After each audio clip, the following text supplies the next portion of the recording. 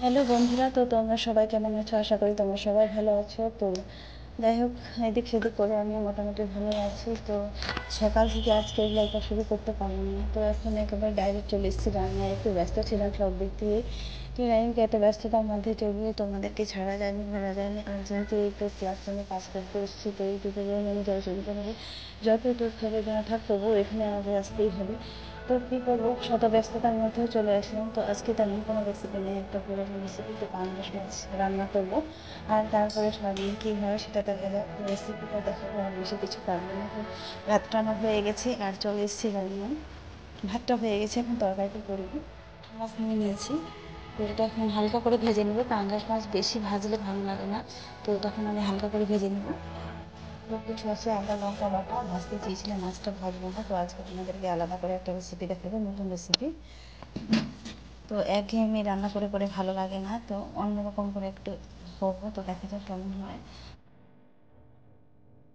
আর পাঙ্গাস মাছ অল্প তেলে রান্না করা যায়। পাঙ্গাস মাছে এমনিতে তেল হয় প্রচুর। তো গরম হয়ে গেছে এগুলোকে, এখন এখানে আমি মশলাটা দিয়ে দিই।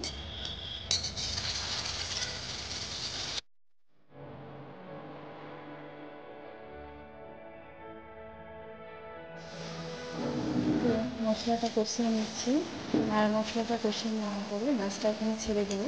পাঙ্গাস মাছ এরকম করে রান্না করলে আমার কাছে খুবই ভালো লাগে, অসাধারণ টেস্টি হয়।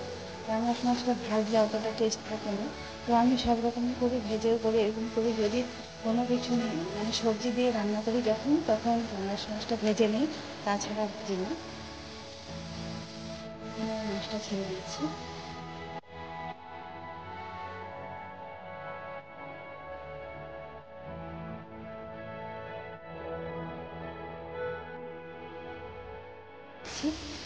আর লঙ্কা কিন্তু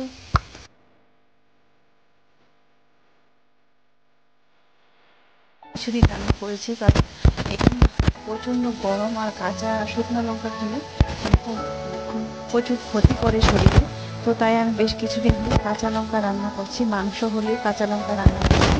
তো কাঁচা লঙ্কা রান্নাটা খেলে আর কি শরীর পেট দুটোই ঠান্ডা থাকে। আর শুকনো লঙ্কা খেলে এখন প্রচণ্ড গরম, আর বিশেষ করে বাচ্চাদের প্রচণ্ড ক্ষতি করে। তো তাই আমি বেশ কিছুদিন ধরে কাঁচা লঙ্কায় রান্নাটা করছি। তো আজকে রান্নাটা আমার এটাও কাঁচা লঙ্কা। তো আজকে আমি অন্যভাবে রান্নাটা করলাম, তো তোমরা দেখতেই পাচ্ছ বন্ধুরা। তো অবশ্যই অবশ্যই আমার রান্নাটা যদি ভালো লাগে, তো তোমরা কমেন্ট করে জানাবে। আর অবশ্যই যারা নতুন বন্ধু তাদের উদ্দেশ্যে বলছি, তোমরা প্লিজ প্লিজ একটু সাবস্ক্রাইব করে দিবি, দিয়ে আমার পাশে থাকবে। তো রান্না কমপ্লিট হয়ে গেছে বন্ধুরা, তরকারিটা হয়ে গেছে, তো এখন নামিয়ে নেব।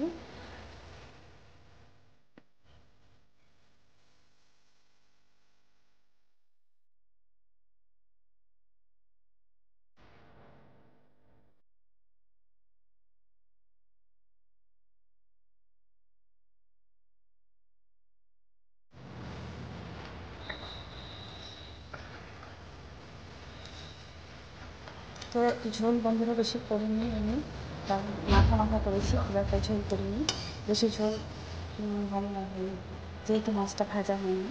তো তাই আমি মাখা মাখা করেছি, হালকা একটু করে ঝোল করেছি, বেশি ঝোল করিনি। নাহলে বেশি ঝোল করলে ভালো লাগবে না। তো রান্না কমপ্লিট হয়ে গেছে, আর এখন আমি নেবো। তো রান্না হয়ে গেছে।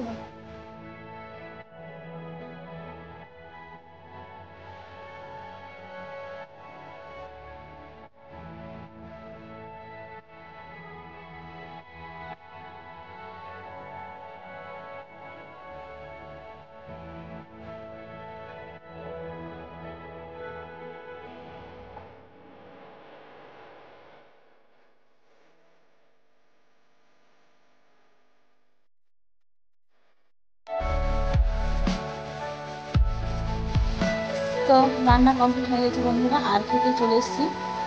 তো সবাই একসঙ্গে খাচ্ছি, সবাই একসঙ্গে খাবো। তো আমরা তো তিনজনই, তো যেহেতু আমার মেয়ে ভিডিওটা করে দিচ্ছে, ও একটু পরে খাবে। আর রান্নাটা বন্ধুরা কিন্তু অসাধারণ হয়েছে, তো তোমরা দেখতেই পাচ্ছ। আর কাঁচা লঙ্কায় রান্না বন্ধুরা, মানে শুকনো লঙ্কায় রান্না করিনি।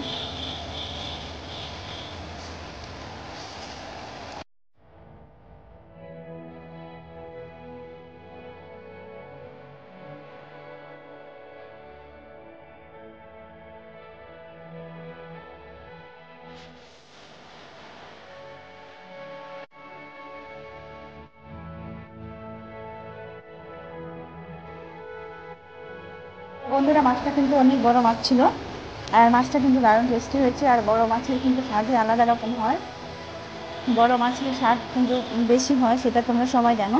তো মাছটা যেহেতু বড় ছিল তো অনেক খুব স্বাদ হয়েছে। আর আমি যেহেতু এটা মাখো মাখো করেছি, মানে বেশি ঝোল করিনি, আর কাঁচা লঙ্কা রান্নাটা করেছি, তো দারুণ লাগছে রান্নাটা।